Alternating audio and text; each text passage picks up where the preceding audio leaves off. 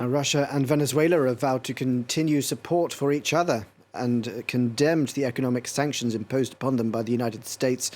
It comes during a diplomatic blitz for Russian Foreign Minister Sergey Lavrov, who's visiting 4 Latin American nations, including Nicaragua, as well as Cuba, where we understand he is now, though we're yet to receive pictures from there. Now, to begin the trip off, he'd earlier started in Brazil on Monday, where he met with President Luiz Inacio Lula da Silva, fresh from his return from China. Well, for more on this, we're joined now by Pedro Abramovay.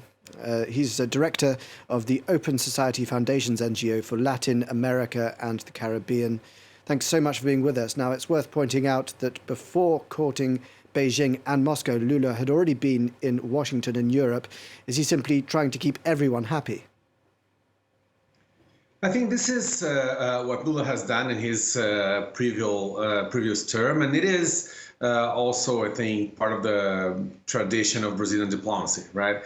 Lula has been in the U.S., has signed a joint statement with President Biden in February, saying that the aggression, the Russian aggression to Ukraine, was deplorable. And also Brazil has voted. It was the only BRIC country that voted for the resolution that condemned the Russian invasion at the UN.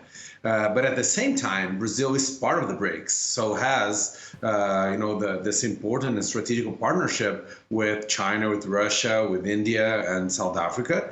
So this is a continuous relationship. So Brazil will always, I think, condemn this kind of aggression, but will never completely break relationships with those partners. He's also perhaps trying to show a great departure from the diplomacy of his predecessor. Of course, I think his predecessor, who also had ties with Russia, but couldn't exactly have a good relationship either with Beijing or Washington, right? I think this is different. It's exactly the opposite. It is someone who is trying to bring back Brazil to its relevance in the world scene by talking to different parts of a conflict and of a geopolitical scenario. Looking now at the Russian Foreign Minister, Sergey Lavrov, and the countries that he's choosing to visit, what do you think he's hoping to achieve?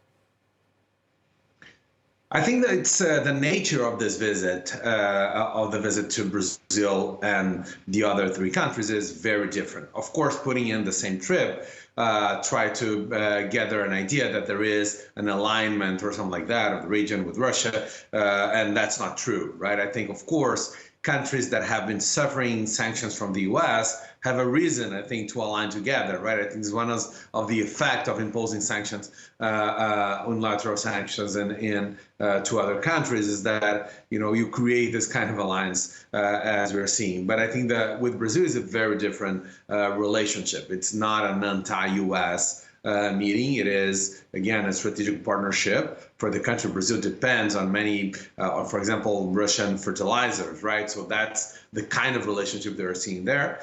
And the relationship with Cuba, Nicaragua, and Venezuela is a much closer alignment, I think, anti-U.S. Type of relationship. Now, looking at when Sergey Lavrov was in Venezuela, I read that the 2 countries have been looking at hundreds of bilateral agreements. Have we seen any developments there? Yes, I think there are a lot of interest in Venezuela, and I think especially after the conflict. The truth is, after the starting of the conflict, the U.S. has established some dialogues with Venezuela that it hadn't before. So I think it is, Russia, Venezuela now has, is trying to build bridges and trying to reposition itself in the global scene in a different way. But Russia has always had this relation, and in this case, based mainly in the oil that Venezuela has, right? So I think there is a strong relationship, economic relationship between Russia and Venezuela, and Lavrov is just reinforcing that, especially in a moment that there are possibilities that Venezuela could establish new dialogues with the U.S. Now, coming back to Lula, him having a relationship with both the United States and Russia, he sees himself as a potential peacemaker in Ukraine. I think he does, and I think, of course, there is a distance from the conflict that is, important to establish the mediator space. I think he needs to be careful with some of the statements. That early this week, the statements were seen by some people in Europe and in the U.S. as if he were aligning himself to Russia, which is not true. Even yesterday, he reinforced the condemnation of the Russian aggression to Ukraine. But I think for someone who wants to be a mediator, this delicate balance between establish the distance, but of course recognizing the rules of international law, recognizing there is an aggression, there is an aggressor, and someone that was aggressed in this case is very important. So I think if Lula wants, and I think he wants and can be a mediator, he needs to be very careful with his statements about. Pedro Abramovay, thank you very much for that analysis.